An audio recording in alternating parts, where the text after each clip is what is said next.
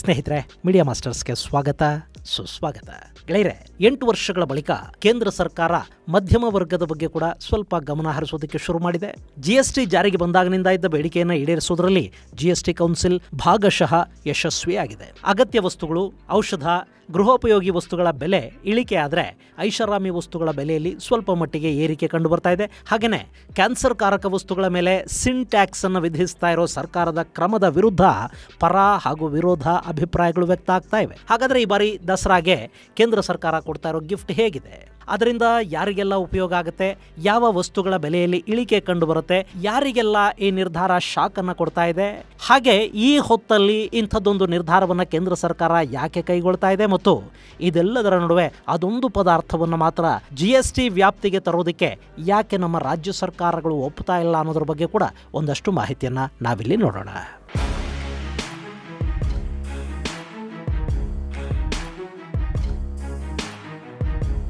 ಸ್ನೇಹಿತರೆ, 2017 ಜುಲೈ 1 ಭಾರತದಲ್ಲಿ ಮೊಟ್ಟಮೊದಲ ಬಾರಿಗೆ ಜಿಎಸ್ಟಿಯನ್ನು ಜಾರಿಗೆ ತರಲಾಯಿತು. ಅಲ್ಲಿವರೆಗೂ ಇದ್ದ watt, service tax, sales tax ಎಲ್ಲವನ್ನ ಒಟ್ಟು ಸೇರಿಸಿ ಗೂಡ್ಸ್ ಅಂಡ್ ಸರ್ವಿಸ್ ಟ್ಯಾಕ್ಸ್ ಅಂತ ಅದಕ್ಕೆ ಹೆಸರನ್ನು ನೀಡಲಾಯಿತು. ಇದು ಸಾಕಷ್ಟು ಪರ ವಿರೋಧ ಚರ್ಚೆಗೆ ಕಾರಣ ಆಯಿತು.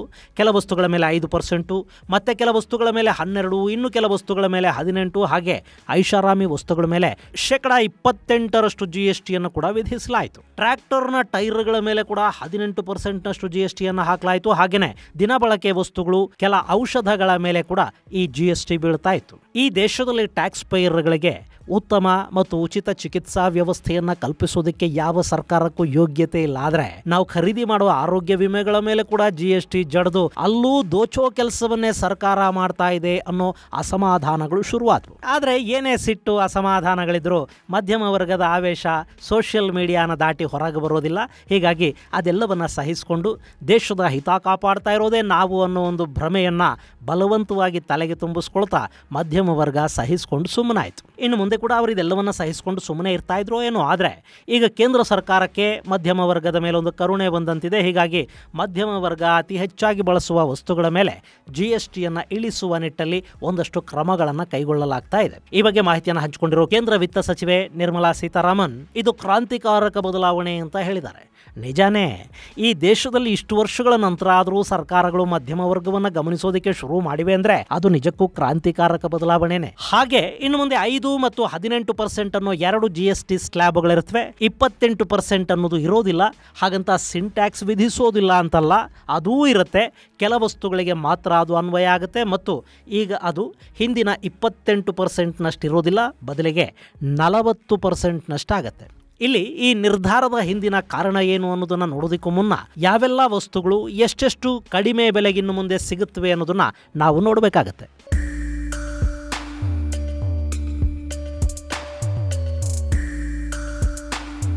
ಗೆಳೆಯರೆ, ಇಲ್ಲಿ ಒಂದು ಲಿಸ್ಟ್ ಇದೆ, ಗಮನಿಸಿ ನೋಡಿ. ಇದು ಈ ಹಿಂದಿನ ಜಿಎಸ್ಟಿ ಅನ್ನೋದು ಹೇಗೆ ಮಧ್ಯಮ ವರ್ಗವನ್ನು ಹಿಂಡ್ತಾ ಇತ್ತು ಅನ್ನೋದು ನಿಮಗೆ ಇದರಿಂದ ಅರ್ಥ ಆಗಬಹುದು. ಸ್ನೇಹಿತರೆ, ಭಾರತಕ್ಕೆ ಸ್ವಾತಂತ್ರ್ಯ ಬಂದು 7.5 ದಶಕಗಳಾದವಲ್ವಾ? ಇವತ್ತಿನವರೆಗೆ ಭವ್ಯ ಭಾರತದ ಪ್ರಜೆಗಳಿಗೆ ಉಚಿತ ವೈದ್ಯಕೀಯ ವ್ಯವಸ್ಥೆಗಳನ್ನು ಕಲ್ಪಿಸೋದಕ್ಕೆ ನಮ್ಮ ಸರ್ಕಾರಗಳಿಗೆ ಸಾಧ್ಯ ಆಗಿಲ್ಲ. ಆರೋಗ್ಯ ಇಲಾಖೆಗೆ ಸಾಕಷ್ಟು ಬಜೆಟ್ ಇರುತ್ತೆ, ಆದರೆ ಅದೇನಾಗುತ್ತೆ ಗೊತ್ತಿಲ್ಲ. ಸರ್ಕಾರಿ ಆಸ್ಪತ್ರೆಗಳಲ್ಲೇ 140 ಕೋಟಿ ಜನಕ್ಕೆ ಟ್ರೀಟ್ಮೆಂಟನ್ನು ಕೊಡೋದಕ್ಕೆ ಸಾಧ್ಯ ಆಗೋದಿಲ್ಲ ಅನ್ನೋದಾದರೆ ಖಾಸಗಿ ಆಸ್ಪತ್ರೆಗಳ ವೈದ್ಯಕೀಯ ವೆಚ್ಚವನ್ನು ಸರ್ಕಾರ ಭರಿಸಬೇಕು. ಅದು BPL ಕಾರ್ಡ್ ಹೋಲ್ಡರ್ಗಳಿಗೆ ಇವತ್ತು ಸಿಗ್ತಾ ಇದೆ, ಆದರೆ ತೆರಿಗೆ ಕಟ್ಟೋರಿಗೆ ಅದು ಕೂಡ ಸಿಗೋದಿಲ್ಲ. ಶ್ರೀಮಂತರು ಹೇಗೋ ಅದನ್ನು ನೋಡಿಕೊಂಡು ಬಿಡ್ತಾರೆ. ಆದರೆ ಮಧ್ಯಮ ವರ್ಗ ಅಂದರೆ ಈ ದೇಶವನ್ನು ಕಟ್ಟುವ ಕಾರ್ಮಿಕ ಹಾಗೂ ದುಡಿಯುವ ವರ್ಗ ಇದೆ ನೋಡಿ, ತಮ್ಮ ಖರೀದಿಗಳ ಮೂಲಕ ತೆರಿಗೆಯ ಮೂಲಕ ಈ ದೇಶಕ್ಕೆ ಸಂಪತ್ತನ್ನು ಕ್ರೋಢೀಕರಿಸಿ ಕೊಡ್ತಾ ಇರೋ ವರ್ಗ ಇದೆ ನೋಡಿ, ಅವರಿಗೆ ಸರ್ಕಾರ ಏನು ಕೊಡ್ತಾ ಇದೆ? ನಮಗೆ ಉತ್ತಮ ಅಂತ ನಾವು ಅಂದುಕೊಳ್ಳೋ ಥರದ ಚಿಕಿತ್ಸೆ ತಗೋಬೇಕು ಅಂದರೆ ಹೆಲ್ತ್ ಇನ್ಶೂರೆನ್ಸ್ ನಮ್ಮ ಹತ್ರ ಇರಬೇಕು, ಅದಕ್ಕೆ ನಾವೇ ಹಣ ಕೊಡಬೇಕು. ಆಯಿತು, ನಮ್ಮ ಹಣೆ ಬರಹ ತಗೊಂಡು ಬಿಡೋಣ ಅಂದರೆ ಅದರ ಮೇಲೆ ಸರ್ಕಾರ 18% ಟ್ಯಾಕ್ಸನ್ನು ಪೀಕ್ತಾ ಇತ್ತು. ಅಂದರೆ ಒಂದು ಕುಟುಂಬಕ್ಕೆ 28,000 ರೂಪಾಯಿ ಕೊಟ್ಟು ಇನ್ಶೂರೆನ್ಸನ್ನು ತಗೊಂಡ್ರೆ ಅದಕ್ಕೆ 5,000 ರೂಪಾಯಿಯಷ್ಟು GSTಯನ್ನು ಕಟ್ಟಬೇಕಾಗಿ ಬರ್ತಾ ಇತ್ತು.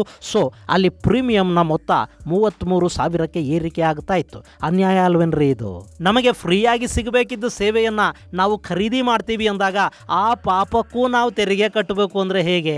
ಆದರೆ ಸೆಪ್ಟೆಂಬರ್ 22ರಿಂದ ಈ ತೆರಿಗೆ ಇರೋದಿಲ್ಲ. ಇಲ್ಲಿ ಎಲ್ಲ ರೀತಿಯ ಇನ್ಶೂರೆನ್ಸು, ಹೆಲ್ತು, ಜೀವ ವಿಮೆ, ಟರ್ಮ್ ಇನ್ಶೂರೆನ್ಸು ಮುಂತಾದವುಗಳ ಮೇಲಿನ GSTಯನ್ನು ತೆಗೆದುಹಾಕಲಾಗ್ತಾ ಇದೆ. ಗೆಳೆಯರೆ, ಇವತ್ತಿನ ಪರಿಸ್ಥಿತಿಲಿ ನಿಮ್ಮ ಹತ್ರ ಒಂದು BPL ಕಾರ್ಡ್ ಇಲ್ಲ ಅಂದರೆ ನೀವು ಕಡ್ಡಾಯವಾಗಿ ಒಂದು ಹೆಲ್ತ್ ಇನ್ಶೂರೆನ್ಸನ್ನು ಹೊಂದಿರೋದು ಒಳ್ಳೆಯದು. ಈಗೇನು ದಿನಕ್ಕೆ ಬರೀ 13 ರೂಪಾಯಿ ಪಾವತಿ ಮಾಡಿದ್ರು ಕೂಡ ನಿಮಗೆ ಹೆಲ್ತ್ ಇನ್ಶೂರೆನ್ಸ್ ಸಿಕ್ಕಿಬಿಡುತ್ತೆ. 3 ಗಂಟೆ ಒಳಗೆ ಅಪ್ರೂವಲ್ ಕೊಡ್ತಾರೆ. ಹಾಗೆ 97% ಕ್ಯಾಶ್ಲೆಸ್ ಕ್ಲೈಮ್ ಕೂಡ ಸಿಗುತ್ತೆ. ಸ್ಟಾರ್ ಹೆಲ್ತ್ ಅನ್ನೋ ಕಂಪನಿ ಇಲ್ಲಿವರೆಗೆ ಸುಮಾರು 1 ಕೋಟಿವರೆಗೆ ಸೆಟಲ್ಮೆಂಟ್ ಅನ್ನು ಕೊಟ್ಟಿರೋದಾಗಿ ಹೇಳುತ್ತೆ. ಇನ್ನು ಟರ್ಮ್ ಇನ್ಶೂರೆನ್ಸ್ ಅಂತ ಬಂದ್ರೆ ಪ್ರತಿ ತಿಂಗಳು ಕೇವಲ 578 ರೂಪಾಯಿಗೆ 1 ಕೋಟಿ ರೂಪಾಯಿವರೆಗೆ ಇನ್ಶೂರ್ಡ್ ಅಮೌಂಟ್ ಅನ್ನು ಕೊಡೋದಾಗಿ ಹೇಳುತ್ತೆ. ಹಾಗೆ ನಿಮ್ಮ ಮೊದಲ ಪ್ರೀಮಿಯಂನ ಮೇಲೆ 15% ಡಿಸ್ಕೌಂಟ್ ಕೂಡ ಇದೆ. 99.7% ಕ್ಲೈಮ್ ರೇಟ್ ಇದೆ ಅಂತ ಅವರು ಹೇಳ್ತಾರೆ. ಇನ್ನು ಇದರಲ್ಲಿ 54,600 ರೂಪಾಯಿವರೆಗೆ ಟ್ಯಾಕ್ಸ್ ಬೆನಿಫಿಟ್ ಪಡೆಯುವ ಅವಕಾಶ ಇದೆ. ಇದರ ಜೊತೆ 64 ರೀತಿಯ ಕ್ರಿಟಿಕಲ್ ಇಲ್ನೆಸ್ ಕವರ್ ಅನ್ನು ಕೂಡ ಇದು ಹೊಂದಿರುತ್ತೆ. ಈ ಕುರಿತಾದ ಹೆಚ್ಚಿನ ಮಾಹಿತಿಗಾಗಿ ಡಿಸ್ಕ್ರಿಪ್ಷನ್ ಬಾಕ್ಸ್ ಅಲ್ಲಿರೋ ಲಿಂಕ್ ಅನ್ನು ಕ್ಲಿಕ್ ಮಾಡಿ ನಿಮ್ಮ ಕುಟುಂಬವನ್ನು ಸುರಕ್ಷಿತವಾಗಿ ಇಟ್ಕೊಳ್ಳಿ. ಹಾಗೆಯೇ ಒಂದಷ್ಟು ಜೀವರಕ್ಷಕ ಔಷಧಗಳ ಮೇಲಿದ್ದ ತೆರಿಗೆಯನ್ನು ಕೂಡ ಸಂಪೂರ್ಣವಾಗಿ ರದ್ದು ಮಾಡಲಾಗ್ತಾ ಇದೆ. ಇದರ ಜೊತೆಗೆ hair oil, shampoo, toothpaste, tooth ಬ್ರಷ್ಗಳು, ಶೇವಿಂಗ್ ಕ್ರೀಮು ಇವೆಲ್ಲ ಈ ಹಿಂದೆ 18% GSTಯ ಸ್ಲ್ಯಾಬಲ್ಲಿದ್ವು. ಈಗ ಅವುಗಳನ್ನು 5% GSTಗೆ ತರಲಾಗಿದೆ. ಹಾಗೆ ಬೆಣ್ಣೆ, ತುಪ್ಪ, ಚೀಸು, ಡೈರಿ ಪ್ರಾಡಕ್ಟುಗಳು ಇವೆಲ್ಲ 12% ಟ್ಯಾರಿಫ್ನ ಅಡಿಯಲ್ಲಿದ್ವು. ಅವುಗಳನ್ನೀಗ 5%ಗೆ ಇಳಿಕೆ ಮಾಡಿದ್ದಾರೆ. ಈ ಮಕ್ಕಳಿಗೆ ಹಾಲು ಕುಡಿಸೋದಕ್ಕೆ ಬಳಸ್ತಾ ಇದ್ರಲ್ಲ ಫೀಡಿಂಗ್ ಬಾಟ್ಲುಗಳು, ನಿಪ್ಪಲ್ಲುಗಳು, ಈ ಕ್ಲಿನಿಕಲ್ ಡೈಪರ್ಗಳು, ಅವುಗಳ ಮೇಲೆ ಕೂಡ 12%ನಷ್ಟು ಟ್ಯಾರಿಫ್ ಇತ್ತು. ಈಗ ಅದು 5%ಗೆ ಇಳಿಕೆ ಆಗ್ತಾ ಇದೆ. ಹೊಲಿಗೆ ಮಿಷನ್ಗಳು ಮತ್ತು ಅದರ ಸ್ಪೇರ್ ಪಾರ್ಟ್ಸ್ ಮೇಲೆ 12%ನಷ್ಟು ತೆರಿಗೆ ಇತ್ತು. ಅದು ಕೂಡ ಈಗ 5%ಗೆ ಇಳಿಕೆ ಆಗಿದೆ. ಇನ್ನು ಇನ್ಶೂರೆನ್ಸ್ಗಳ ಮೇಲಿನ ತೆರಿಗೆಯನ್ನು 18%ನಿಂದ 0ಗೆ ಇಳಿಸಿದ್ದಾರೆ. ಥರ್ಮೋಮೀಟರ್ ಮೇಲೆ 18% ಟ್ಯಾಕ್ಸ್ ಇತ್ತು, ಅದು 5%ಗೆ ಇಳಿದಿದೆ. ಮೆಡಿಕಲ್ ಗ್ರೇಡ್ ಆಕ್ಸಿಜನ್ನು, ಚಿಕಿತ್ಸೆಗೆ ಬಳಸುವ ವಸ್ತುಗಳು, ಗ್ಲೂಕೋಮೀಟರು, ಟೆಸ್ಟ್ ಸ್ಟ್ರಿಪ್ಸು ಇವೆಲ್ಲ 12% GSTಯ ಸ್ಲ್ಯಾಬಲ್ಲಿದ್ವು. ಈಗ ಅವು ಕೂಡ 5%ಗೆ ಇಳಿದಿವೆ. ಹಾಗೆ ಸಣ್ಣ ಕಾರುಗಳನ್ನು ಕೊಳ್ತಾ ಇದ್ದ ಜನ ಮಧ್ಯಮ ವರ್ಗ ಹಾಗೂ ಕೆಳ ಮಧ್ಯಮ ವರ್ಗದವರಾಗಿದ್ರು. ಅದರಲ್ಲೂ ಕೆಲವರು ಜೀವನೋಪಾಯಕ್ಕಾಗಿ ಆಟೋಗಳನ್ನು, ಟ್ಯಾಕ್ಸಿ ಓಡಿಸೋದಕ್ಕಾಗಿ ಕಾರುಗಳನ್ನು ಖರೀದಿ ಮಾಡ್ತಾ ಇದ್ರು. ಈಗ ಅಂಥ ಕಾರುಗಳ ಬೆಲೆ ಕೂಡ ಕಡಿಮೆ ಆಗ್ತಾ ಇದೆ. ಇಲ್ಲಿ 1200 cc ಕೆಳಗಿನ 4000 mm ಉದ್ದವನ್ನು ಮೀರದ ಪೆಟ್ರೋಲ್, CNG, LPG ಹಾಗೂ ಪೆಟ್ರೋಲ್ ಹೈಬ್ರಿಡ್ ಕಾರುಗಳ ಮೇಲಿನ ಟ್ಯಾಕ್ಸನ್ನು 28%ನಿಂದ 18%ಗೆ ಇಳಿಸಲಾಗಿದೆ. ಇದರಿಂದ ಮಧ್ಯಮ ವರ್ಗದ ಕಾರು ಖರೀದಿಯ ಕನಸಿಗೆ ಕೇಂದ್ರ ಸರ್ಕಾರ ನೀರೆರಿತಾ ಇದೆ. ಹಾಗೆಯೇ ದುಡಿಯೋದಕ್ಕೆ ಅಂತಲೇ ಟ್ಯಾಕ್ಸಿ ಹಾಗೂ ಆಟೋಗಳನ್ನು ಖರೀದಿಸುವವರಿಗೆ ಕೂಡ ಬೆಲೆ ಇಳಿಕೆ ಸಹಾಯ ಮಾಡುತ್ತೆ. ಇನ್ನು ಗೂಡ್ಸ್ ವೆಹಿಕಲ್ಗಳ ಮೇಲೆ ಕೂಡ ತೆರಿಗೆಯನ್ನು 18%ಗೆ ಇಳಿಸಿದ್ದಾರೆ. ಹೀಗಾಗಿ ವಾಹನಗಳ ಬೆಲೆ ಈ ಹಿಂದಿಗಿಂತ ಸುಮಾರು 10% ಕಡಿಮೆ ಆಗುತ್ತೆ. ಇನ್ನು ಕೃಷಿ ಉಪಕರಣಗಳ ಮೇಲೆ ಕೂಡ ಸರ್ಕಾರ ಗಮನ ಹರಿಸ್ತಾ ಇದೆ. ಇಲ್ಲಿವರೆಗೆ 18% ಟ್ಯಾಕ್ಸ್ ಸ್ಲ್ಯಾಬಲ್ಲಿದ್ದ ಟ್ರ್ಯಾಕ್ಟರ್ ಟೈರುಗಳು ಈಗ 5% ಸ್ಲ್ಯಾಬಿಗೆ ಬರ್ತಾ ಇವೆ. ಹಾಗೆ ಟ್ರ್ಯಾಕ್ಟರ್ ಹಾಗೂ ಇನ್ನಿತರೆ ಕಲ್ಟಿವೇಟರ್ಗಳ ಬೆಲೆಯಲ್ಲಿ ಕೂಡ ಇಳಿಕೆ ಕಂಡು ಬರ್ತಾ ಇದ್ದು ಅವುಗಳ ಮೇಲಿನ GSTಯನ್ನು 5%ಗೆ ಕಡಿಮೆ ಮಾಡಿದ್ದಾರೆ. ಹಾಗೆ ಡ್ರಿಪ್ ಇರಿಗೇಷನ್ ಪೈಪುಗಳ ಮೇಲಿನ ಟ್ಯಾಕ್ಸ್ 12ರಿಂದ 5ಕ್ಕೆ ಕುಸಿತಾ ಇದೆ. ಇದು ಕೃಷಿ ವಲಯಕ್ಕೆ ಹೆಚ್ಚಿನ ಲಾಭವನ್ನು ತಂದುಕೊಡುತ್ತೆ. ಇನ್ನು ಸ್ಟೇಷನರಿ ಐಟಮ್ಸು ಗೆಳೆಯರೆ, ಉಚಿತ ಶಿಕ್ಷಣ, ಸಮಾನ ಶಿಕ್ಷಣ ನಮ್ಮ ದೇಶದಲ್ಲಿ ಇಲ್ಲ.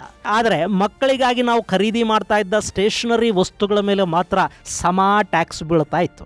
ಪೆನ್ಸಿಲ್ ಮೇಲೆ 12%, ರಬ್ಬರ್ ಮೇಲೆ 5% ಟ್ಯಾಕ್ಸನ್ನು ತಗೋತಾ ಇದ್ರು. ಆದರೆ ಇನ್ನು ಮೇಲೆ map, chart, rubber, pencil, crayons, notebooks ಇದೆಲ್ಲದರ ಮೇಲೆ ತೆರಿಗೆಯನ್ನು ಸಂಪೂರ್ಣವಾಗಿ ರದ್ದು ಮಾಡಲಾಗಿದೆ. ಹಾಗೆಯೇ AC, washing machine, TV, projector, ಮಾನಿಟರ್ಗಳ ಮೇಲಿನ ಸುಂಕವನ್ನು 28% 18ಕ್ಕೆ ಇಳಿಸಲಾಗಿದೆ. ಇದು ಮಧ್ಯಮ ವರ್ಗದವರ ಜೇಬುಗಳ ಮೇಲಿನ ಬರೆಯನ್ನು ಸ್ವಲ್ಪ ಮಟ್ಟಿಗೆ ತಪ್ಪಿಸುತ್ತೆ. ಆದರೆ ಬೈಕ್ ಪ್ರಿಯರು ಮತ್ತು SUV ಪ್ರಿಯರಿಗೆ ಮಾತ್ರ ಈ ಬಾರಿ ಈ GST ಸ್ಲ್ಯಾಬ್ಗಳ ಬದಲಾವಣೆ ಅನ್ನೋದು ಒಂದಷ್ಟು ನಿರಾಸೆಯನ್ನು ಮೂಡಿಸ್ತಾ ಇದೆ. ಯಾಕೆಂದರೆ ಇಲ್ಲಿ 350 cc ಹಾಗೂ ಮೇಲ್ಪಟ್ಟ ಬೈಕು, 1500 cc ಮತ್ತು 4000 mm ಮೇಲ್ಪಟ್ಟ ಕಾರುಗಳ ಬೆಲೆ ಹೆಚ್ಚಾಗ್ತಾ ಇದೆ. ಅವುಗಳನ್ನು ಐಷಾರಾಮ ಅಂತ ಕನ್ಸಿಡರ್ ಮಾಡ್ತಾ ಇರೋದ್ರಿಂದ ಅವುಗಳ ಮೇಲಿನ ತೆರಿಗೆಯನ್ನು 28%ನಿಂದ ಈಗ 40%ಗೆ ಹೆಚ್ಚು ಮಾಡಲಾಗ್ತಾ ಇದೆ. ಸೊ ಇನ್ನು ಮುಂದೆ ಇನ್ನೋವಾ, ಫಾರ್ಚುನರು, XUV ಮುಂತಾದ ಕಾರುಗಳ ಬೆಲೆ ಇನ್ನಷ್ಟು ಹೆಚ್ಚಾಗುತ್ತೆ. ಹಾಗೆಯೇ ಹಿಮಾಲಯನ್ ಸೇರಿದ ಹಾಗೆ 400 cc ಬೈಕ್ಗಳ ಬೆಲೆ ಕೂಡ ಹೆಚ್ಚಾಗುತ್ತೆ. ಇದೆಲ್ಲವೂ ಮುಂದಿನ ಸೆಪ್ಟೆಂಬರ್ 22ರಿಂದ ಜಾರಿಗೆ ಬರುತ್ತೆ. ದಸರಾದ ಮೊದಲ ದಿನದಿಂದ ಸರ್ಕಾರ ಈ ರಿಲೀಫನ್ನು ಕೊಡ್ತಾ ಇದೆ. ಹಾಗೆ ದುಶ್ಚಟಗಳು ಅಂತ ನಾವು ಭಾವಿಸುವ ಗುಟ್ಕಾ, ಬೀಡಿ, ಸಿಗರೇಟು, ಜರ್ದಾ ಈ ವಸ್ತುಗಳ ಮೇಲಿನ ತೆರಿಗೆಯನ್ನು 40%ಗೆ ಏರಿಸಲಾಗಿದೆ. ಇಲ್ಲಿ ಇವುಗಳ ಬಳಕೆಯಿಂದ ಹೆಚ್ಚು ಆರೋಗ್ಯ ಸಮಸ್ಯೆಗಳು ಉಂಟಾಗೋದ್ರಿಂದ ಇವುಗಳ ಬೆಲೆ ಕೂಡ ಹೆಚ್ಚಾಗುತ್ತೆ. ಆದರೆ ಇವು ಯಾವಾಗಿಂದ ಬೆಲೆ ಹೆಚ್ಚಳಕ್ಕೀಡಾಗುತ್ತವೆ ಅನ್ನೋ ಬಗ್ಗೆ ನಿರ್ಮಲಾ ಸೀತಾರಾಮನ್ ಇನ್ನೂ ಏನನ್ನೂ ಹೇಳಿಲ್ಲ.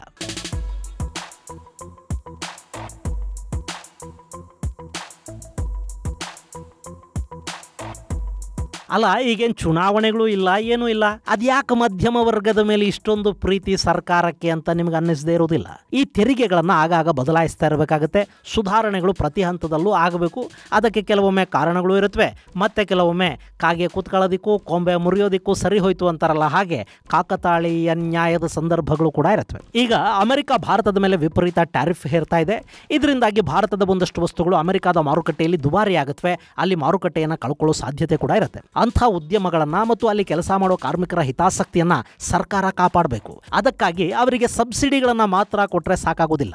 ಆ ಕಾರ್ಖಾನೆಗಳ ಉತ್ಪಾದನೆ ಕಡಿಮೆ ಆಗಬಾರದು. ಹೀಗಾಗಿ ತೆರಿಗೆಯ ಪ್ರಮಾಣವನ್ನು ಕಡಿಮೆ ಮಾಡಿದರೆ ಕಾರ್ಖಾನೆಗಳು ಬಳಸುವ ರಾ ಮೆಟೀರಿಯಲ್ನ ಬೆಲೆ ಕೂಡ ಕಡಿಮೆ ಆಗುತ್ತೆ. ಹಾಗೆ ವಸ್ತುಗಳ ಮೇಲಿನ GST ಕೂಡ ಕಡಿಮೆ ಮಾಡಿದರೆ ಖರೀದಿ ಹೆಚ್ಚಾಗುತ್ತೆ. ಸರ್ಕಾರಗಳಿಗೆ ಒಂದಷ್ಟು ಆದಾಯ ಕಡಿಮೆ ಅಂತ ಅನ್ನಿಸಬಹುದು, ಆದರೆ ವ್ಯಾಪಾರ ಮತ್ತು ಉತ್ಪಾದನೆ ಹೆಚ್ಚಾದರೆ ಅಲ್ಲಿ ಕಳ್ಕೊಳ್ಳೋ GST ಪ್ರಮಾಣ ಏನಿದೆ ಅದು ಕೂಡ ಬ್ಯಾಲೆನ್ಸ್ ಆಗಿ ಹೋಗುತ್ತೆ. ಈ ಕಾರಣದಿಂದ ಸರ್ಕಾರ GST ಕಡಿಮೆ ಮಾಡಿದೆ ಅಂತ ಹೇಳಲಾಗ್ತಾ ಇದೆ. ಇಲ್ಲಿ ಮಧ್ಯಮ ವರ್ಗದವರಿಗೆ ಒಂದಷ್ಟು ಹಣ ಉಳಿದ್ರೆ ಅದನ್ನು ಅವರು ಮತ್ತೆ ಬೇರೆ ವಸ್ತುಗಳ ಖರೀದಿಗೆ ಬಳಸ್ತಾರೆ. ಆ ಹಣ ಮತ್ತೆ ಮಾರುಕಟ್ಟೆಗೆ ಬರುತ್ತೆ.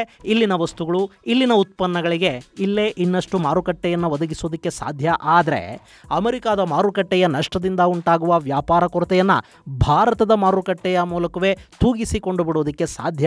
ಆದರೆ ಆತ್ಮನಿರ್ಭರತೆ ಅನ್ನೋದು ಈ ದೇಶಕ್ಕೆ ಬಂದೇ ಬರುತ್ತೆ. ಹೀಗಾಗಿ ಇದು ಉತ್ಪಾದನಾ ವಲಯಗಳನ್ನು ಉಳಿಸ್ಕೊಳ್ಳೋದಕ್ಕೆ ತಗೊಂಡ ಕ್ರಮ ಅಂತ ಅನ್ನಿಸಿದರೂ ಕೂಡ ದೇಶದ ಮಧ್ಯಮ ವರ್ಗಕ್ಕಂತೂ ಇದು ಖುಷಿಯನ್ನು ಕೊಡ್ತಾ ಇದೆ.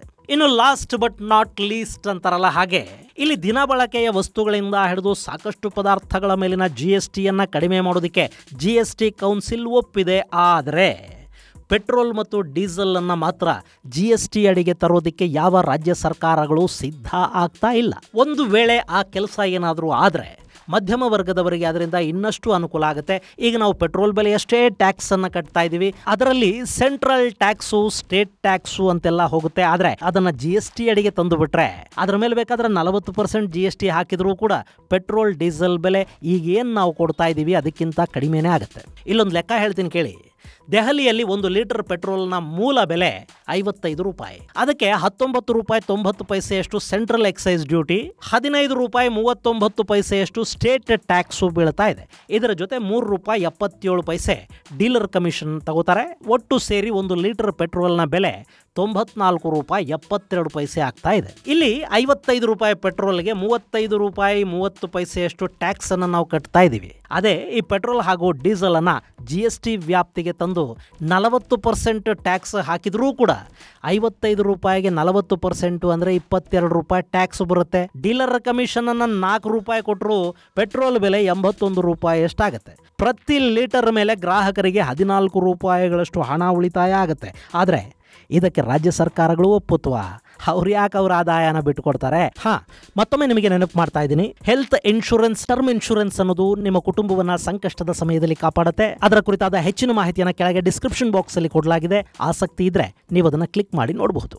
ಇದು ಗೆಳೆಯರೆ GSTಯಲ್ಲಿ ಆಗಿರುವ ಬದಲಾವಣೆ ಕುರಿತಾದ ಒಂದಷ್ಟು ಮಾಹಿತಿ. ಮುಂದಿನ ಸಂಚಿಕೆಯಲ್ಲಿ ಮತ್ತಷ್ಟು ವಿಶೇಷಗಳ ಜೊತೆ ಮತ್ತೆ ಭೇಟಿಯಾಗೋಣ. ಅಲ್ಲಿವರೆಗೆ ಜೈ ಹಿಂದ್, ಜೈ ಕರ್ನಾಟಕ.